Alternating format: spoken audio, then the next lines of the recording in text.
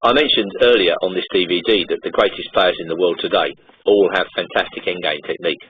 Well, now we get the chance to see the world number one in action, Magnus Carlsen, who has in recent times shown his brilliant technique on many occasions at the highest level. This is just another example. It's a game against Chikaev, and it comes from the World Rapid Championships played in 2012. Despite the fact this is a rapid play game, it's still a brilliant example of how to handle the endgame. So Carlsen's black, and he plays the solid Slav defence to the Queen's Gambit. This is a variation which is incredibly popular at the highest level because it offers black the twin virtues of solidity and active play in many variations. Chikaev chooses a quiet line with e3, and this gives the opportunity for black to develop sensibly with bishop f5. White brings his queen out to attack b7. Black defends coherently with queen c7, and now a strange move here, bishop d2, but this is what they do. The idea is that at some moment White's going to play bishop b4. That gets rid of his bad bishop. We classify a bad bishop as one which is trapped behind his own central pawns, and at some point White can bring a rook to c1, which will be, he hopes, embarrassing for black because the queen's on c7. Never mind, this is supposed to be okay for black really. Bishop comes out to b5 check, White castles, and now the simplest move, a6. White plays rook c1. Black moves his queen, bishop comes back to e2, and Carlsen elects to take the queens off. Bishop d6. Well, White's got some active play here, but he's also got pawn weaknesses to worry about. This means that White can't go willy-nilly into the endgame. Instead, he's got to construct a plan by which he can probably get rid of his pawn weaknesses in the middle game before he can even think about the endgame. And I've highlighted what White should be thinking about here. Maybe b4 and then b5. While Chikaev brings the knight out, there's no reason for black to castle here. The queens are off. There's no danger of being mated. Why not put the king in the centre? And White goes after black's bishop. Bishop drops back, so that if White takes, black will just take back. That's okay. So, knight to a4. Bishop h5. Knight f3. Well, this type of play by White indicates to me that, this is a rapid game, because I don't think in a normal game Chikaev would play some of these moves. He probably would have taken this bishop on g6. Instead, he sees with a little bit of indecision. He plays his knight to f3, and this gives Carlsen the chance to put his knight into the centre on this imposing central square. White drops the bishop back, and now black plays b5.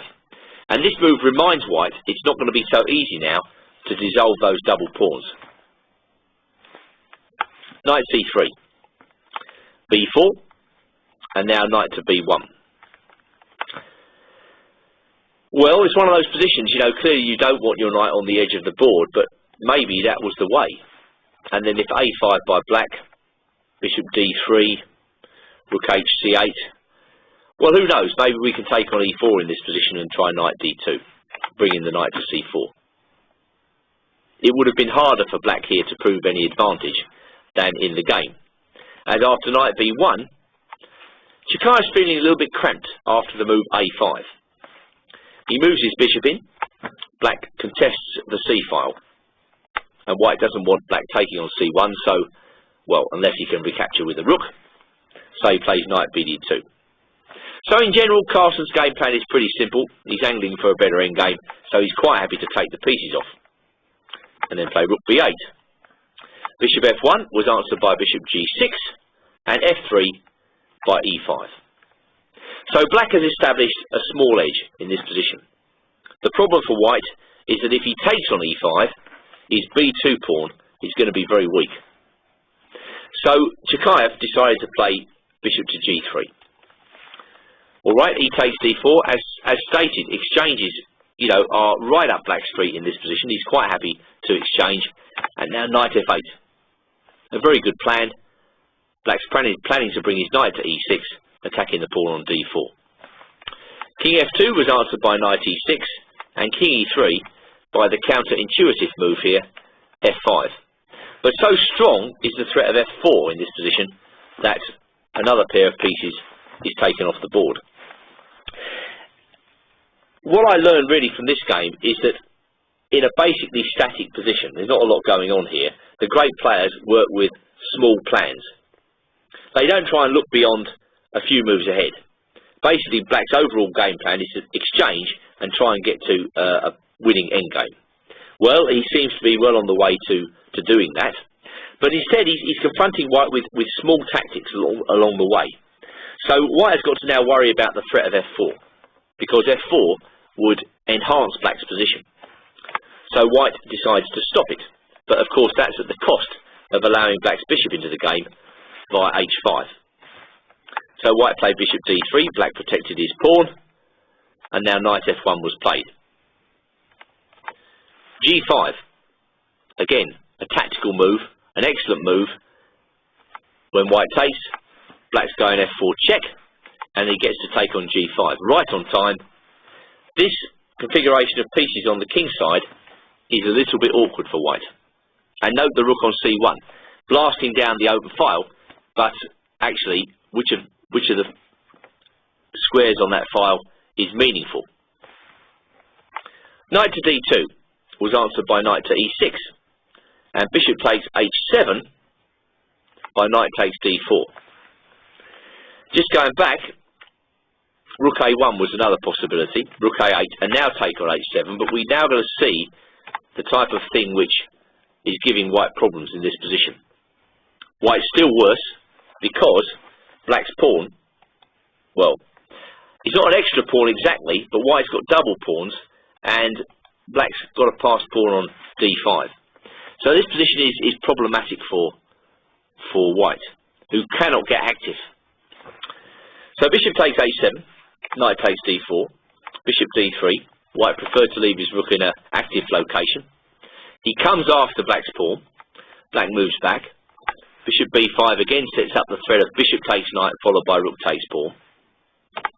Carlsen centralises his knight, and the point of that is that if rook takes a5, again Black works with small tactics here to achieve a good position. White's won a pawn, yes, but Black's got a lot of threats. So Chikaev played h3 just to keep the knight out. Rook c8, again threatened to get active with rook c2. White doesn't feel he can stop that. Rook c2 anyway. Well, there's no telling the pressure that Chikaev's under here. We don't know whether he's under pressure on the clock, but I think, like it or not, he's got to try king e1 in this position. And then we go takes, knight c6, rook a6, king c5, king d3, knight d4. Of course, this is unattractive from White's perspective, but there might be some chances to hold this position. Going back, and short of time, the pressure's on, he makes a blunder, allowing Black to become incredibly active after rook takes d2, and the problem for White is that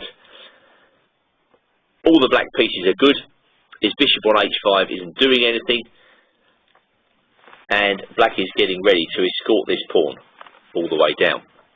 So bishop d1 was answered by rook d2, and h4, that's White's only trump in this position, by king e6. I slightly prefer a4 in this position in order to get the knight in. I think this would have been really difficult for White to meet. But anyway, king e6 was played. One has to remember this is a rapid play game.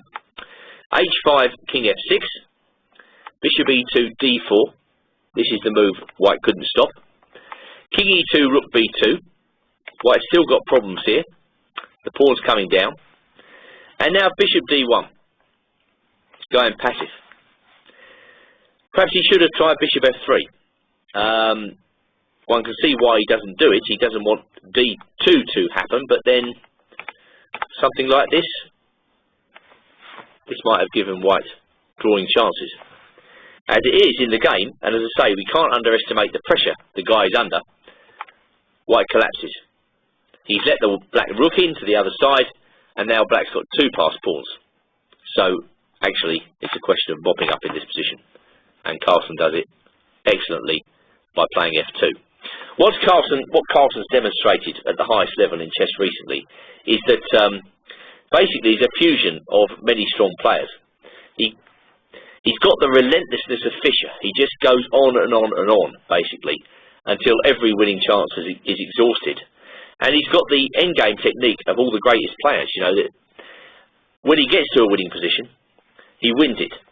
And I really enjoyed this game. I like the way pressure was built up by black, and he never relaxed.